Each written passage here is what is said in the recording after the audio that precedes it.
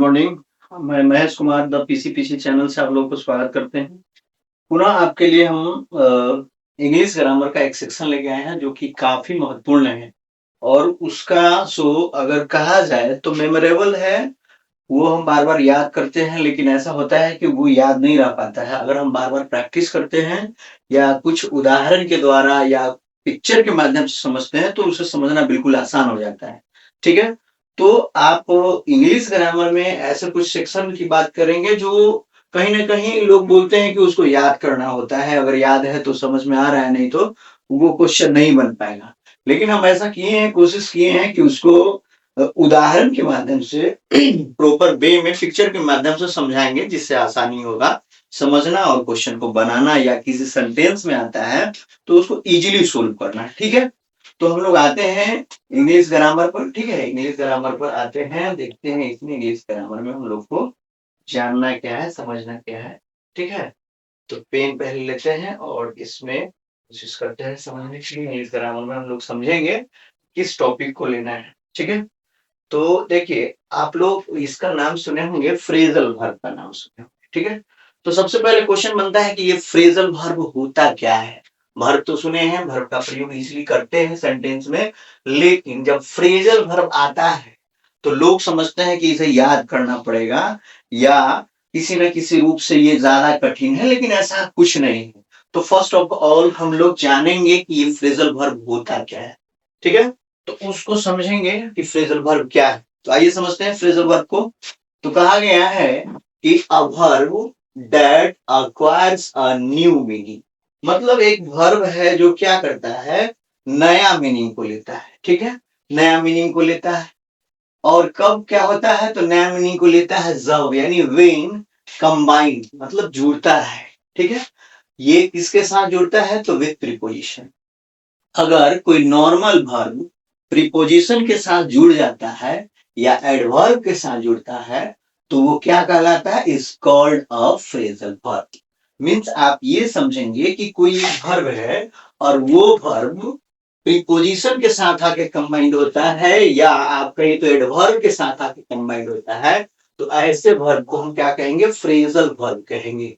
मतलब phrasal verb हुआ क्या, तो ये वर्ब ही है, लेकिन एक नॉर्मल वर्ब के साथ प्रीपोजिशन आ जाता है या एडवर्ब आ जाता है तो उसको हम फ्रेजल वर्ब कहें। ठीक है, तो फिर से एक बार देखते हैं। अ phrasal sorry a verb that acquires a new meaning when combined with prepositions, preposition से जुड़ा और एडवर्ब से जुड़ा। अब हिंदी पे आते हैं, देखिए क्या कहा गया है, वैसा वर्ब जो प्रीपोजिशन या एडवर्ब, ठीक है, एडवर्ब के साथ मिलकर एक क्या करता है, नया अर्थ प्राप्त कर लेता है। ठीक है, नया अर्थ प्राप्त करता है और उसी को हम क्या कहेंगे, फ्रेजल वर्ब कहेंगे। अब उदाहरण पर आइए, उदाहरण को समझते हैं। उदाहरण तो बिल्कुल क्लियर हो जाएगा।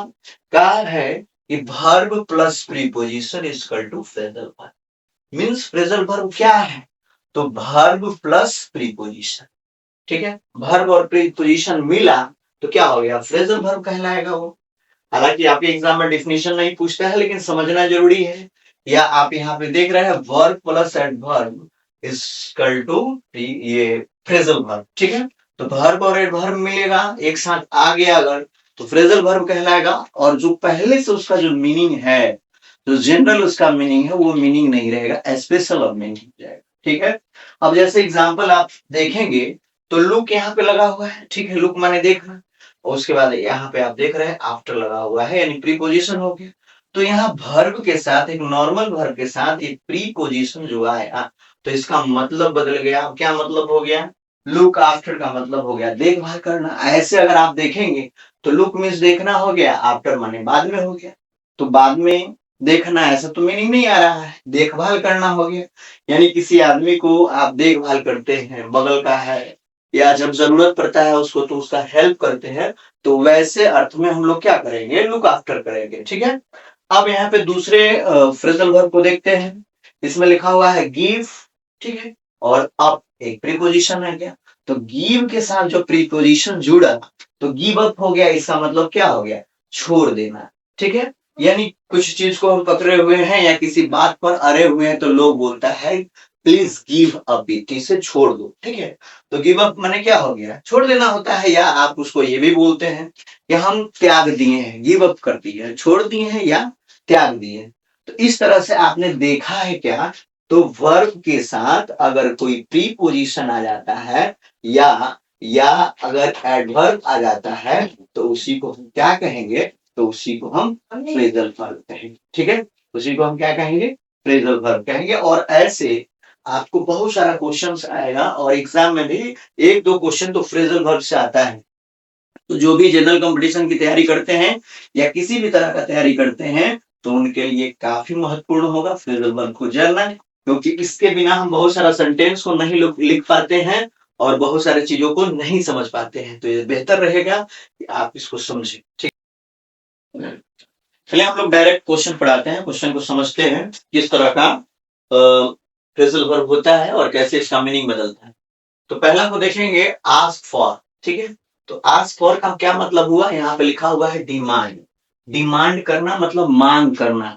ठीक है, गवर्नमेंट से आप क्या करेंगे, डिमांड करेंगे, पेरेंट्स से आप लोग क्या करेंगे, डिमांड करेंगे। तो वो आस्क फॉर, हम डिमांड समझ रहे हैं, ठीक है, डिमांड को समझ रहे हैं, लेकिन सेंटेंस में अगर आस्क फॉर आ गया वहां समझना प्रॉब्लम हो जाता है। अगर हम नहीं जान रहे हैं तो, दोनों के मीनिंग को नहीं जान रहे हैं तो समझना मुश्किल होगा। यहाँ आप देख रहे हैं आस्क क्या है, आस्क का मतलब ऐसे पूछना कहना हो जाएगा, और यहाँ फॉर माने के लिए हो। तो दोनों अलग अलग रहेगा तो अलग अलग मीनिंग आएगा, लेकिन जब साथ में आएगा तो दोनों अपना अपना मीनिंग को छोड़ देता है और एक स्पेशल मीनिंग लेता है। इसी को हम फ्रेजल वर्ब कहते हैं। तो आस्क फॉर का मतलब क्या हुआ, डिमांड करना, मांग करना। जैसे कि आप इसमें आइए और इसको देखिए कि क्या कहा गया है।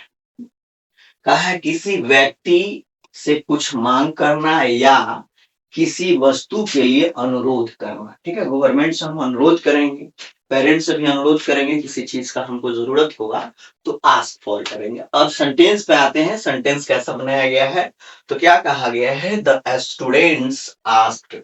अब यहाँ पे V2 है, ठीक है, तो कहा द स्टूडेंट्स आस्क्ड, लोग जो पूछा, कहा फॉर। अब दोनों ये देखिए यहाँ पे दोनों आ गया है एक साथ, फ्रेजल वर्ब हो गया है। ठीक है, और डिजिटल क्लासरूम, यानी स्टूडेंट्स लोग जो है किस चीज की मांग कर रहे हैं, तो डिजिटल क्लासरूम होना चाहिए, इसकी मांग कर रहे हैं। तो हमको यहाँ पे इसका मीनिंग अगर हम पहले से समझ रखे हैं तो इस सेंटेंस को समझेंगे, और नहीं समझ रखे हैं तो ये फ्रेजल वर्ब आपको हो सकता है कि परेशानी में डाले। तो इसके लिए बेहतर है कि आप सेंटेंस को समझें, और इसको अगर समझ लेते हैं, एक दो बार प्रैक्टिस करते हैं, सेंटेंस को वो बोलने में यूज करते हैं, लिखने में यूज करते हैं, तो बिल्कुल ही आसान है, कुछ है नहीं। नेक्स्ट में आप देख रहे हैं दूसरा, अगर हम एग्जाम्पल लें तो दूसरा में क्या कहा गया है, they ask for lots of money, यानी वे लोग जो है बहुत सारे पैसों का क्या कर रहे हैं, लॉट्स ऑफ का मतलब होता है बहुत ज्यादा, तो बहुत सारे पैसों का डिमांड कर रहे हैं, मांग कर रहे हैं। कोई भी आदमी है और पहले कुछ बोला, बाद में कहा कि नहीं हमें क्या चाहिए, बहुत पैसा चाहिए, तो ask for lots of money, बहुत ज्यादा पैसों की मांग कर रहे हैं। इस तरह से हम एक आस्क फॉर का मीनिंग को समझे हैं। ठीक है, लेकिन अब कभी ये भी होता होगा ना कि लगता होगा कि ये फ्रेजल वर्ब आता क्यों है, क्यों यूज होता है। तो देखिए सेंटेंस को ज्यादा अट्रैक्टिव बनाने के लिए, ज्यादा कहिए तो मीनिंगफुल बनाने के लिए ये हम फ्रेजल वर्ब का यूज करते हैं, जिसमें कहिए तो सेंटेंस में जान डाल देता है। ठीक है, एक अलग लुक और अट्रैक्शन दे देता है, तो इसीलिए फ्रेजल वर्ब का यूज किया जाता है। नहीं तो इसका भी यूज किया जा सकता है, यानी कि जहां आस्क फॉर है वहां डिमांड का प्रयोग किया जा सकता है। तो आप आगे समझेंगे। नेक्स्ट पॉइंट को देखते हैं। नेक्स्ट पॉइंट में कहा है बैक के साथ क्या लग गया है, बैक आउट। बैक आउट का मीनिंग क्या हो गया, सॉरी, देखेंगे बैक आउट में कह रहा है क्या, ब्रेक द एग्रीमेंट। अगर कोई आप एग्रीमेंट किए हुए हैं, मतलब समझौता किसी से किए हुए हैं, तो उसको क्या कर दिया है, ब्रेक कर दिया है, तोड़ दिया है। ठीक है, यानी ब्रेक द एग्रीमेंट और प्रॉमिस, जो भी वादा या एग्रीमेंट किया गया है वो क्या हो गया है, ब्रेक आउट हो गया है। ठीक है, सॉरी, बैक आउट हो गया है। यहाँ पे एक मिनट हम इसको पढ़े ना, यहाँ लिखा हुआ है ब्रेक द एग्रीमेंट, और इसी को आप क्या बोलेंगे, बैक आउट। यानी बैक आउट के बदले में क्या कहा जा सकता है, बैक आउट के बदले में यही कहा जा सकता है कि लोग अपने बात से, वचन से, यहाँ पे देखिए लिखा हुआ है, किसी बात से, वचन से या वादा या कोई भी समझौता है उससे आदमी क्या हो गया है, मुकर गया है। ठीक है, जो पहले बोला था, जो वर्ड्स दिया था, उस वर्ड से क्या हो गया है, बैक आउट हो गया है। ठीक है, क्या हो गया है, बैक आउट हो गया है, यानी अपने बात से मुकर गया, बैक आउट हो गया। आप जनरली इसको स्पोकन में यूज करते हैं। अब आएंगे हम एग्जाम्पल पर। We should not back out, हमें बैक आउट नहीं होना चाहिए। तो किससे नहीं होना चाहिए, तो to help the poor students, यानी पुअर स्टूडेंट्स को हेल्प करने का जो वादा किए थे, जैसे आपके लीडर्स जो होते हैं वो ज्यादा बैक आउट होते हैं, यानी वो ज्यादातर अपने वादा से क्या हो जाते हैं, मुकर जाते हैं। जब इलेक्शन का टाइम आता है तो बहुत सारे वादा करते हैं, उसके बाद क्या होते हैं, तो बैक आउट होते हैं। इसका वहां भी आप यूज कर सकते हैं, बैक आउट का क्या मीनिंग हुआ। तो दूसरा अगर हम एग्जाम्पल देखें तो कहा नाउ यू कैन नॉट, ठीक है, ये अलग होना चाहिए, now you can not back out to go there, यानी आप पहले बोले कि हम पटना जाएंगे, ठीक है, बात पहले से बहुत बार बोल रखे थे कि जाना है, पटना जाना है। और जाने का जब समय आया तो आप क्या कर दिए, कहे कि नहीं जा पाएंगे, कोई बहाना ले आए। ठीक है, तो वहां पे किसका यूज हो सकता है, बैक आउट का यूज हो सकता है। क्या हो सकता है, नाउ माने अब, यू कैन नॉट यानी आप नहीं कर सकते, क्या नहीं कर सकते हैं, तो जाने से मुकर नहीं सकते हैं, बैक आउट नहीं हो सकते हैं। ठीक है, तो बैक आउट का मीनिंग को आप समझे हैं, बार बार जब हम यूज करेंगे तो समझेंगे बैक आउट में होता क्या है। चलिए नेक्स्ट पॉइंट पर आते हैं। नेक्स्ट पॉइंट में आया है बैकअप। ये जनरल है, बहुत बार यूज हुआ है, बहुत लोग इसको यूज करते हैं। बैकअप, बैकअप मीन्स होता क्या है, बैकअप आप देखते हैं जनरली ऐसे उदाहरण समझते हैं, क्रिकेट खिलाड़ी को देखते हैं, जब जो फील्डर होता है वो बॉल को थ्रो करता है, फेंकता है, तो कीपर है उसके पीछे भी कुछ प्लेयर आके वो उसका मतलब कि तो बैकअप करने के लिए आ जाता है, कि कहीं बॉल छोड़ के फिर वो बाउंड्री लाइन से बाहर नहीं चला जाए। तो वहां पे क्या किया जाता है, बैकअप होता है, यानी एक तरह से हेल्प हुआ। ठीक है, पीछे से कहिए तो वो बैक से सपोर्ट करना हो गया। तो यहाँ पे देखेंगे मीनिंग को। ठीक है, इसमें क्या कहा गया है, सपोर्ट लिखा हुआ है, देख रहे हैं, सपोर्ट हुआ, यानी बैकअप का मतलब क्या हुआ, बैकअप इज टू या इजकल टू क्या कह सकते हैं, सपोर्ट, यानी सपोर्ट। अब देखिए, किसी व्यक्ति को किसी बात या मुद्दा या कहीं परिस्थितियों में क्या करना, समर्थन करना, सपोर्ट, सपोर्ट करना। तो देखिए क्या है कि यू शुड बैकअप, आपको बैकअप करना चाहिए। किसको बैकअप करना चाहिए, तो हिम कहा, इन प्ले, जब वो खेल रहा है, क्या खेल रहा है, तो क्रिकेट खेल रहा है। क्रिकेट खेलने के टाइम में आप प्लेयर को देखते हैं या वो टीम वर्कर जो भी होते हैं वो कहते हैं कि आपको बैकअप करना है। ठीक है, बाउंड्री लाइन के पास जब गेंद जाने लगती है तो देखते हैं कि एक प्लेयर दौड़ता है, दूसरा प्लेयर भी उसके बैकअप में दौड़ता है। तो इस तरह से क्या कह सकते हैं, बैकअप का मतलब सपोर्ट करना। नेक्स्ट में आते हैं, माई फ्रेंड्स ऑलवेज, माने मेरा जो मित्र है, मित्रगण है, वो ऑलवेज क्या करते हैं, ऑलवेज बैकअप में, यानी मेरा हमेशा क्या कर रहे हैं, सपोर्ट कर रहे हैं। तो बैकअप का मतलब क्या हो गया, सपोर्ट करना। नेक्स्ट में आते हैं, 4 नंबर में क्या किया है, तो बियर, वेयर आउट का मतलब क्या हो गया, ठीक है, कंफर्म समथिंग, यानी कि क्या करना है इसमें, कंफर्म समथिंग। देखिए, किसी मुद्दा, बात या घटना, परिघटना को साबित करना, यानी क्या करना पड़ेगा इसमें, जो अगर कोई घटना हुआ, कोई परिघटना हुआ, तो आप बोलेंगे, तो बोलेंगे तो हो सकता है कुछ लोग मानेगा नहीं कि हाँ ऐसा नहीं हो सकता है, तो उसको आपको क्या करना पड़ेगा, साबित करना पड़ेगा, मतलब कंफर्म करना पड़ेगा किसी चीज को, तो इसी को बोलते हैं वेयर आउट। ठीक है, वेयर आउट का मतलब क्या हुआ, तो किसी मुद्दा, घटना, परिघटना जिसको आप बोल रहे हैं उसको प्रूफ करना, साबित करना। ठीक है, तो आइए इस पर देखते हैं। कहा है you will have to wear out, यानी you will have to, will के साथ देखिए, विल और शैल के साथ दोनों के साथ हैव ही लगेगा, have to wear out what is the matter, what is the matter, यानी मैटर बात क्या है, इसको क्या करना पड़ेगा, तो बियर आउट करना पड़ेगा, मीन्स साबित करना पड़ेगा। ठीक है, फ्यूचर में जा रहा है, यानी आपको साबित करना पड़ेगा कि कौन सा बात है, किस तरह की बात है, इसको क्या करना पड़ेगा, बियर आउट करना पड़ेगा। ठीक है, बियर आउट मीन्स क्या हो गया, साबित करना, प्रूफ करना। नेक्स्ट एग्जाम्पल पढ़ाते हैं। एन एडवोकेट, एक एडवोकेट है, वो क्या कर रहे हैं, हैज टू वियर आउट, यानी वकील लोगों का काम क्या होता है, गलत या सही जो भी है, अगर वो साबित करना चाहते हैं तो उसके लिए बहुत सारा स्टेटमेंट देते हैं, ठीक है, गवाह वगैरह लाते हैं। तो क्यों लाते हैं, ऐसा क्यों करते हैं, तो वेयर आउट करने के लिए, साबित करने के लिए। द क्राइम, अगर आप किसी को क्रिमिनल बोल दिए हैं तो वो कौन सा क्राइम किया है वो तो साबित करना पड़ेगा। तो साबित करने के लिए हम किस शब्द को लाएंगे, किस वर्ड्स को लाएंगे, या कह सकते हैं कौन सा फ्रेजल वर्ब यूज होगा, तो वेयर आउट हो जाएगा। ठीक है, चलिए नेक्स्ट को देखें। तो कहा है वाइल ओवर, वाइल जान रहे हैं आप, बॉयल करके बहुत सारी चीजों को खाते हैं, ठीक है। ओवर, ओवर मीन्स क्या हो गया, ज्यादा, वाइल ओवर मीन्स ज्यादा। इसको बिल्कुल आप पिक्चर से समझ रहे हैं, समझ सकते हैं। देखिए दूध को क्या किया गया है, बॉयल किया गया है, जिसमें इतना ज्यादा बॉइलिंग हुआ है कि ये गिरने लगा है, ठीक है। कहिए तो ये उबल के बाहर निकलने लगा है, जो भी बर्तन में रखा गया है उस बर्तन से वो आउट होने लगा है, बाहर निकलने लगा है, ओवर हुआ है।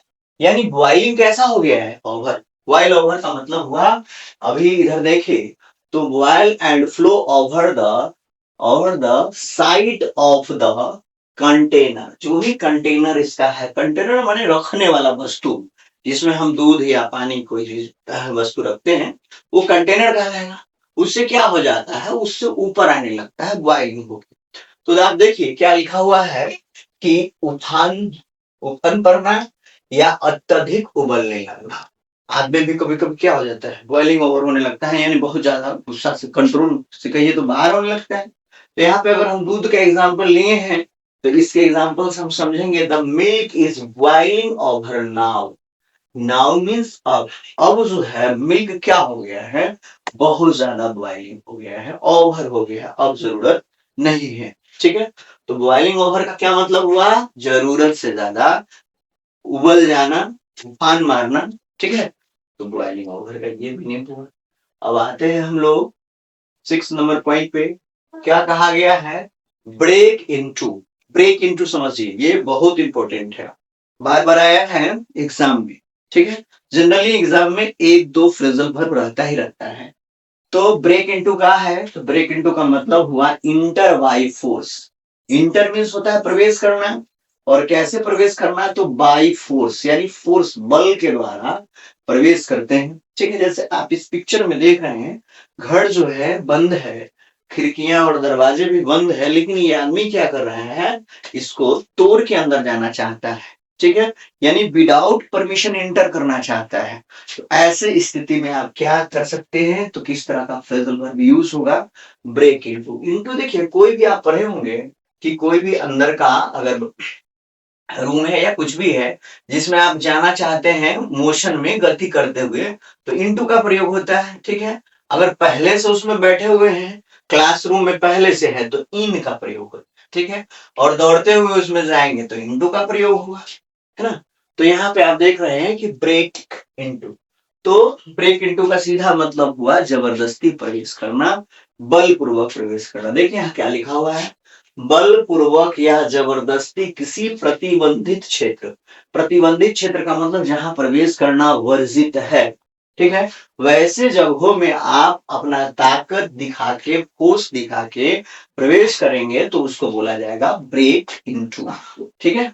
अब यहाँ पे देखिए कहा है लास्ट नाइट, पिछली रात क्या हुआ, तो ही हैज ब्रोकन इनटू। देखिए इसका आप ये मत समझिएगा, ये जो ब्रेक है ना, इसी का ये V3 हो गया, ठीक है, इसीलिए इसका स्पेलिंग होगा ब्रोकन, ठीक है, ब्रेक से हो जाएगा broken, pronunciation broken. Into my house, यानी पिछली रात क्या हुआ कि ही हैज, एक कोई है, ठीक है, प्रोनाउन का यूज किया गया है, वो क्या किया है, घर में प्रवेश किया है, लेकिन उसको प्रवेश करने का कोई कहीं इजाजत नहीं था, कोई अलाउवेंस नहीं, अलाउ नहीं था, और ठीक है अलाउ नहीं किया गया था, और वहां पे क्या किया कि ये बलपूर्वक प्रवेश किया। नेक्स्ट में देखते हैं, we should not break into any office without permission, यानी बिना परमिशन का हमें किसी ऑफिस में क्या नहीं करना चाहिए, तो ब्रेक इनटू नहीं करना चाहिए, यानी प्रवेश नहीं करना चाहिए। ठीक है। तो ब्रेक इनटू का मतलब सीधा समझिए क्या हो गया, तो जबरदस्ती बलपूर्वक बाय फोर्स क्या करना, प्रवेश करना, इंटर करना, जो गैर कानूनी है, इलीगल। ठीक है। अब देखिए नेक्स्ट को देखेंगे। नेक्स्ट में है ब्रेक डाउन। ठीक है। अब ब्रेक डाउन का क्या मतलब, हम लोग बराबर यूज करते रहे, ब्रेक डाउन हो गया। ठीक है। ब्रेक डाउन मोबाइल भी हो सकता है, ब्रेक डाउन गाड़ी भी हो सकती है, ब्रेक डाउन आपका वॉच भी हो सकता है, कोई भी इलेक्ट्रॉनिक सामान क्या हो सकता है, ब्रेक डाउन हो सकता है। ब्रेक डाउन का मतलब क्या हो गया, तो फेल हो गया, काम करना बंद कर दिया है, स्टॉप कर गया, जो वो मूविंग हो रहा था स्टॉप हो गया। और सीज द फंक्शन, यानी फंक्शन जो काम कर रहा था, मोबाइल का कभी कभी आपका फंक्शन काम नहीं करता है, खराब हो जाता है, हैंग कर जाता है, आप दबाते रहते हैं, टच करते रहते हैं, टच काम नहीं करता है, तो वहां पे क्या यूज किया जा सकता है, ब्रेक डाउन हो गया। ठीक है। अब एग्जाम्पल पे भी आएंगे, और पहले आप देख लीजिए, ये गाड़ी आपको देखने में नई लग रही है, ठीक है, बिल्कुल नई लग रही है, लेकिन ये अभी क्या हो गई है, ब्रेक डाउन हो गई है। तो लोग इसको क्या कर रहे हैं, जो भी वर्कर हैं, ये सब इसको क्या करके रहे, मतलब धक्का दे रहे हैं, यानी काम करना बंद हो गया है, ये काम नहीं कर पा रही है, स्टार्ट नहीं हो पा रही है। ठीक है। तो इस तरह से हम समझेंगे कि ब्रेक डाउन का मतलब हुआ किसी सिस्टम का क्या हो जाना, अचानक बंद हो जाना, खराब हो जाना, फंक्शन नहीं काम करना, ठीक है, सीज हो जाना। तो इस तरह से अब देखिए कहा है ब्रेक डाउन का मतलब रुक जाना, खराब हो जाना, काम करना बंद कर देना, यानी काम नहीं करेगा, डेड स्टॉप हो गया है। कहा the car has broken down, car क्या हो गया, ब्रोकन डाउन हो गया है। द बस, जो बस है सडनली माने अचानक, ब्रोक डाउन यानी V2 है ये, broke down while passing through the dense forest. Dense का मतलब घना जो होता है ना, जो घना जंगल जिसको आप बोल सकते हैं, उससे वो कार जा रही थी, बस जा रही थी ना, बस जा रही थी, लेकिन अचानक क्या हो गई, काम करना बंद कर दी। ठीक है। तो इस तरह से सीधा मतलब आपका मोबाइल वो कुछ भी हो, जब काम करना बंद कर दे तो वहां आप क्या यूज कर सकते हैं, तो आप स्टॉप के बदले में, सीज द फंक्शन के बदले में, फेल के बदले में क्या कर सकते हैं, ब्रेक डाउन। ठीक है। मतलब ये भी यूज हो सकता है, ये भी यूज हो सकता है। तो ये तो जनरल हम लोग यूज कर रहे हैं, यानी कि वर्ब के रूप में यूज कर रहे हैं, लेकिन अब वर्ब भी है, उसके साथ अगर प्रीपोजिशन आ गया, एडवर्ब आ गया, तो फिर अलग मीनिंग लेके आएगा ना, या समझने में प्रॉब्लम करेगा। तो इस तरह से आप समझ रहे हैं ब्रेक डाउन का मतलब। चलिए नेक्स्ट में आते हैं। नेक्स्ट में कहा है वियर विथ। वियर विथ का मतलब क्या होता है, टॉलरेट करना, मतलब सहन करना। ठीक है।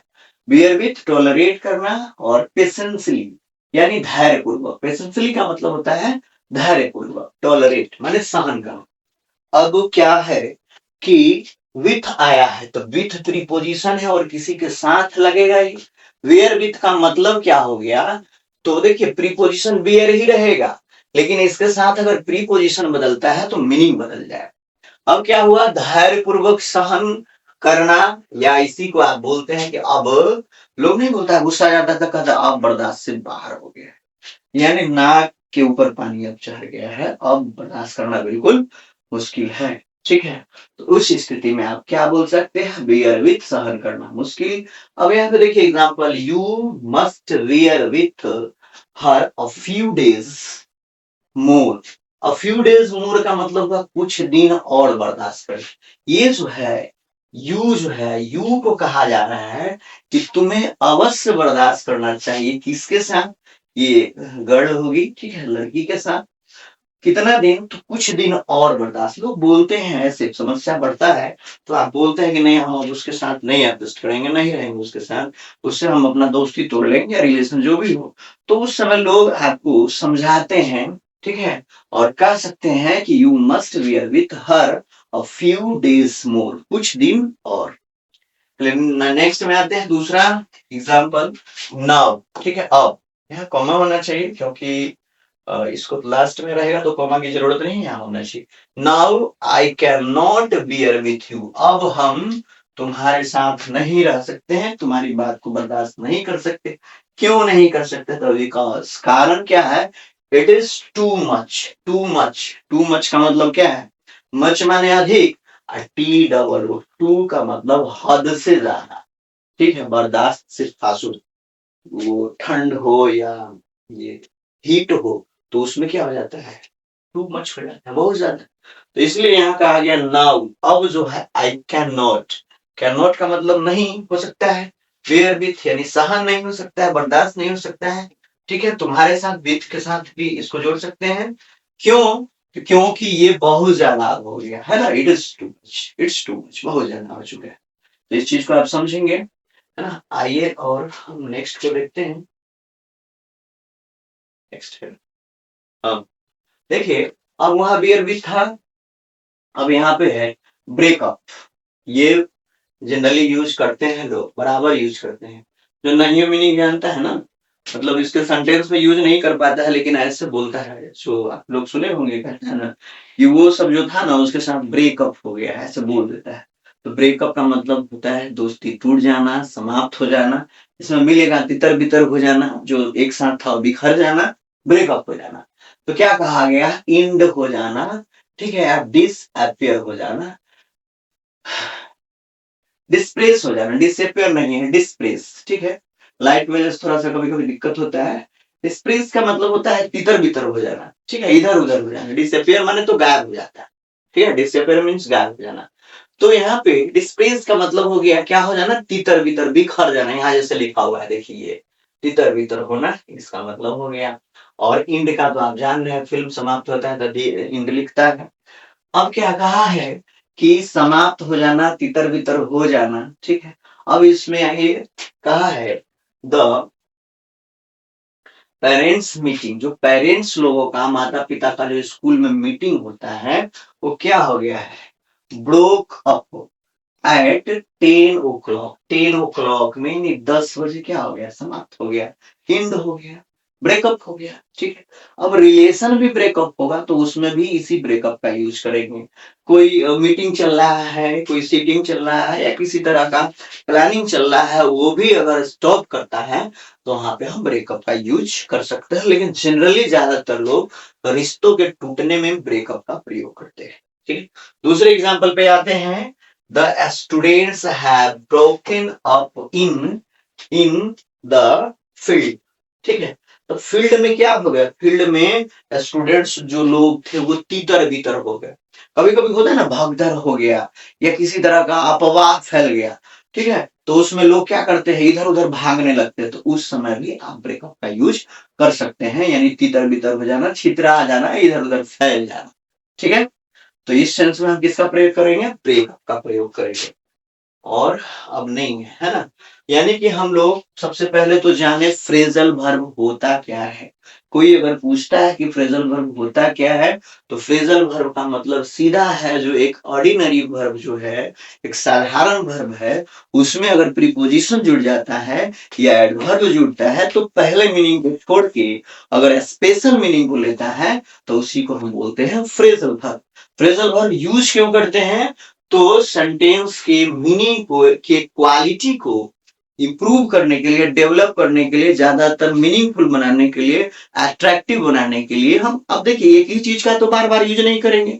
अब जहां पे इंड का प्रयोग करना है, ठीक है, वहां पे अगर हम ब्रेकअप का प्रयोग कर दिए तो ज्यादा सुनने में अच्छा लगेगा, ज्यादा अट्रैक्टिव हो सकता है, बार बार यही सुनना अच्छा नहीं लगेगा। तो इसीलिए हम क्या करते हैं, फ्रेजल वर्ब का यूज करते हैं, ठीक है।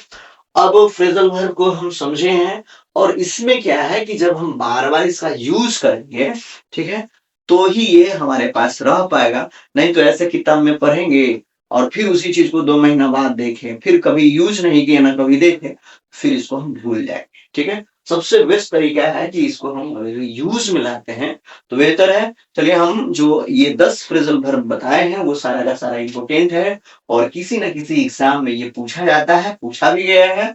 और आगे वाले जो अगर हम ग्रामर का सेक्शन लाते हैं तो इससे और जोड़ के लाएंगे, बहुत सारा फ्रेजल वर्ब है, ठीक है। बीच बीच में ऐसे समझते रहेंगे। तो आप लोग क्या करेंगे, इसको समझिए, जानिए, शेयर कीजिए, ठीक है, और इससे कुछ ना कुछ लाभ उठाइए, ठीक है। और वीडियो कैसा लगता है उसका भी आप लोग कभी कभी वो कमेंट कीजिए, जिससे पता चलेगा कि हम और इसमें क्या कर सकते हैं, क्या इंप्रूव करना चाहिए, और अच्छा क्वालिटी कैसे होगा, ठीक है। तो आई होप आप लोग बेहतर ढंग से समझे होंगे, ठीक है। अब देखते हैं फिर नए वीडियो के साथ पुनः प्रस्तुत होते हैं।